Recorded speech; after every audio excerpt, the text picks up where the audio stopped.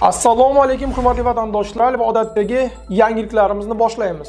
Boshlashdan oldin katta iltimos, meni ko'rayotgan bo'lsangiz, podpiskani bosinglar. Podpiska bizning kanalimizga rivojlanishiga juda ham yordam beradi. Iltimos, shuni bosib qo'ying. Musofirdagi yurtdoshlar diqqatiga. Registratsiya, трудовой договор, продление документа, рассрочка va INN hujjatlarini qilish kerak bo'lsa, unda aynan bizning 6 yillik tajribaga ega o'z vatandoshlari uchun eng halol va ishonchli xizmatlar endi aynan siz uchun. Yuqoridagi xizmatlar sizga kerak bo'lsa, hoziroq bizning quyidagi raqamlarimizga qo'ng'iroq qiling. Diqqat, tezkor xabar. Rossiya va O'zbekiston mudofaa vazirligi uchrashdi. Assalomu alaykum qadrli mehmon, videodan to'liq xabardor bo'lish uchun videoga like va podpisatsiya tugmalarini bosib qo'ying. Moskvada Andrey Belousov o'zbekistonlik hamkasbi Shuhrat Xolmuhammedov bilan uchrashdi.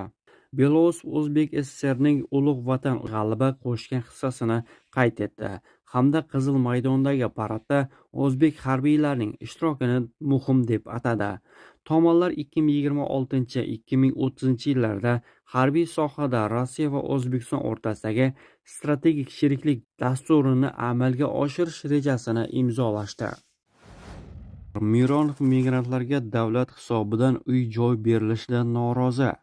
Deputat Sergey Mironov Rossiya bosh prokurori Igor Krasnov nomiga maktub yo'llab migrantlarga davlat hisobidan uy-joy subsidiyalar va sertifikat berilishining qonuniyligini tekshirishni so'radi. Bu haqda TASS xabar berdi.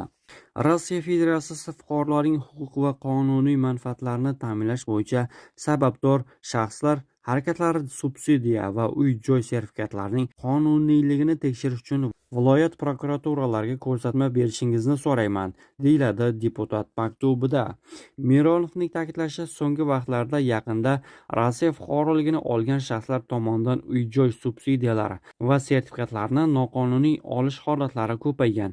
Kechagi migrantlarga davlat byudjeti hisobidan uy-joy berilishi va bu jarayonda mamlakatning muqim aholisi yillab uy-joy sharoitini yaxshilay olmayotgan insonlar chetda qolib ketayotgani xavotirli holatlar, dedi deputat. Uning so'zlariga ko'ra, uy-joy sertifikatlari ajratish mexanizmi yetarlicha ishlab chiqilmagan. Beriladiganlar ro'yxati jamoatchilikdan yashiriladi. Mironov bu sohada jamoatchilik va korrupsiyaga avj olayotganini ta'kidladi. Rossiya sudlari bir yilda 21 mingga yaqin migrantga hukm chiqardi. RIA Novosti nashrining yozishicha, 2024 yil davomida Rossiya Federatsiyasi sudlari 21 mingdan ortiq xorijiy fuqaroga oid ish yuzasidan qaror chiqargan. Jumladan MDH davlatlar fuqarolariga nisbatan 20.151 ta, boshqa davlatlar fuqarolariga nisbatan esa 987 ta sud qarori chiqarilgan. Shuningdek, fuqaroligi yo'q shaxslarga oid 815 ta ish ko'rib chiqilgan. Ko'pchilik hollarda xorijliklar o'g'irlik 3700 dan ortiq kishi, giyohvand moddalarning noqonuniy aylanmasi 955 kishi, odam o'ldirish 182 kishi, tanaga og'ir shikast yetkazish 500 ga yaqin kishi, odam o'g'irlash 63 kishi va zo'rlash 181 kishi kabi jinoyatlar uchun javobgarlikka tortilgan. Bundan tashqari qariyb 500 kishi firibgarlik, 76 bezorilik, 9 kishi esa terrorchilik harakatlari uchun sudlangan. Migrantlarning Ukraina Rossiya tomonidan bosib olingan hududlarda borishi va ishlashi qanday oqibatlarga olib kelishi mumkin?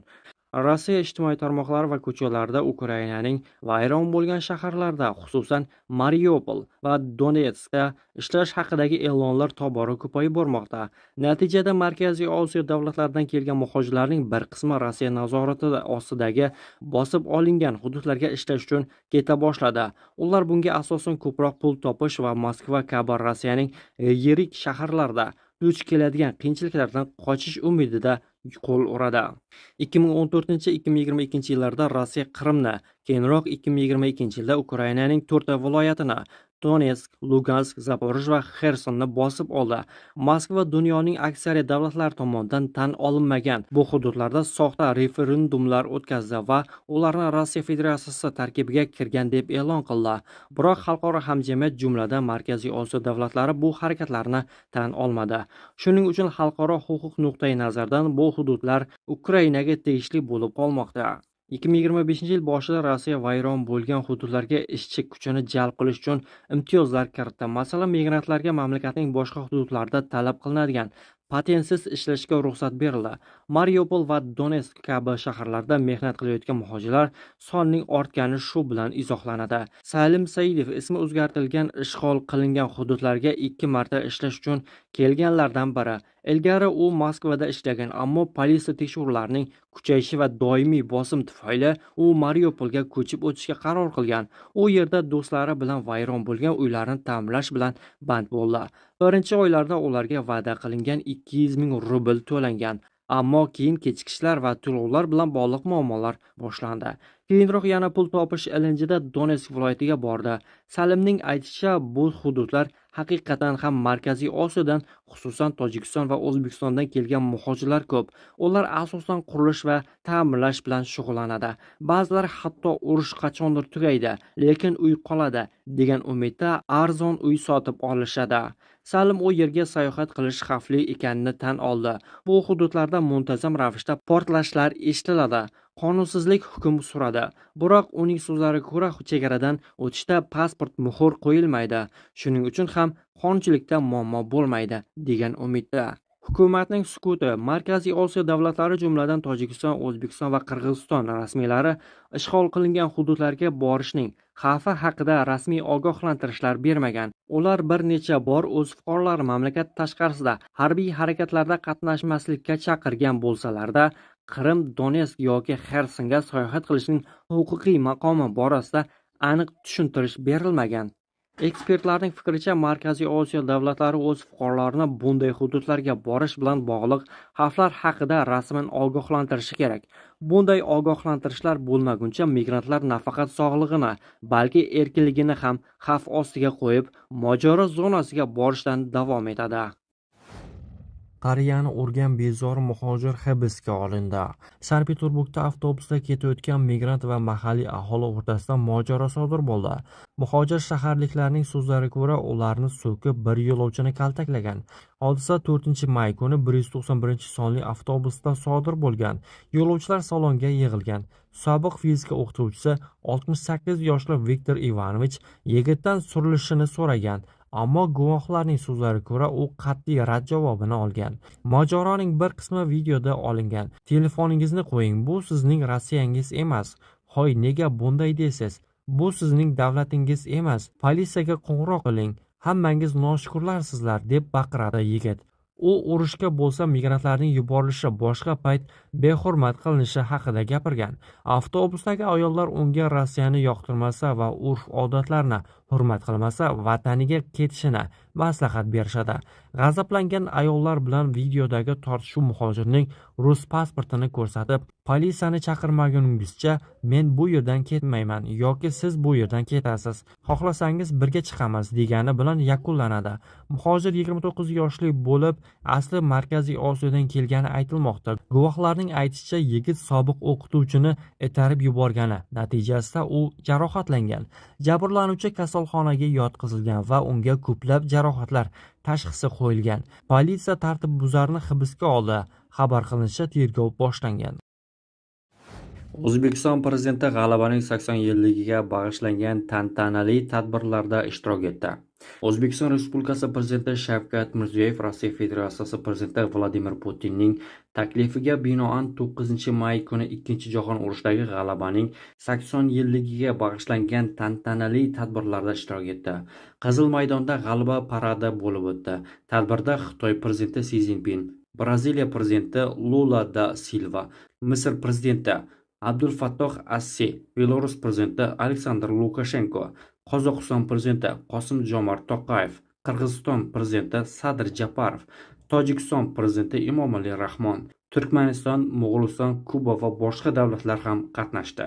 Ikkinchi jahon urushidagi g'alaba millionlab insonlarning jasorati, matonati va fidoyiligi natijasidir. Bu ulug' maqsadga erishishda ko'p millatli O'zbekiston xalqining ham salmoqli hissasi bor. Urush boshlangan paytda respublikamiz aholisi 6 million nafardan ziyod edi. Urush yillarida 2 millionga yaqin o'zbekistonlik frontga jo'natildi. 538 mingdan ziyod kishi jang maydonlarida halok bo'ldi. 158 mingdan ortig'i bedarak yo'qoldi. Ko'rsatgan mardligi va jasorati uchun O'zbekistondan 214 mingdan ziyod askar va ofitser jangovar orden va medallar bilan taqdirlandi. Vatandoshlarimizdan 301 kishi Sovet ittifoqi qahramon unvoniga sazovor bo'ldi va yana 70 kishi Shuhrat ordenining barcha darajalari sohibi bo'ldi. O'zbek xalqi mehnat borasida ham ulkan jasorat ko'rsatdi. Mamlakatimiz frontning ishonchli tayanchiga aylandi. Bu yerdan oziq-ovqat, kiyim-kechak, dori-darmon, qurol-yarog' va boshqa zarur resurslar uzluksiz jo'natib turildi. Qisqa muddatda O'zbekiston hududida 170 dan ortiq evakuatsiya qilingan korxonalar joylashtirilgani mudofaa sanoatining uzilishlarsiz ishlashini ta'minladi. O'sha og'ir yillarda O'zbekiston xalqi yuksak insonparvarlik namunasini ko'rsatib, front oldi hududlardan evakuatsiya qilingan 1,5 milliondan ortiq kishini, jumladan 250 mingdan ziyod yetim bolalarni qabul qildi. O'zbek xalqining urush yillaridagi jasorati xalqaro hamjamiyatda keng e'tirof etilmoqda. Mamlakatimizda ham urush va mehnat fronti qatnashchilarining xotirasini abadiylashtirish, faxriylarni ijtimoiy qo'llab-quvvatlashga alohida e'tibor qaratilmoqda. Toshkentda Ulug'bor G'alaba bog'i yodgorlik majmuasi ham barpo etildi. G'alaba paradi yakunida O'zbekiston prezidenti Shavkat Mirziyoyev, Rossiya Federatsiyasi prezidenti Vladimir Putin va boshqa davlat rahbarlari bilan birgalikda Aleksandr bog'idagi noma'lum askar qabriga gul qo'ydi. Ushbu yodgorlik g'alaba yo'lida mislsiz jasorat ko'rsatgan va jon fido qilgan millionlab jangchilar, jumladan O'zbekiston farzandlari xotirasiga o'rnatilgan. Marosim 1 daqiqalik sukut hamda faxriy qorovul va harbiy orkestrning tantanali yurishi bilan yakunlandi.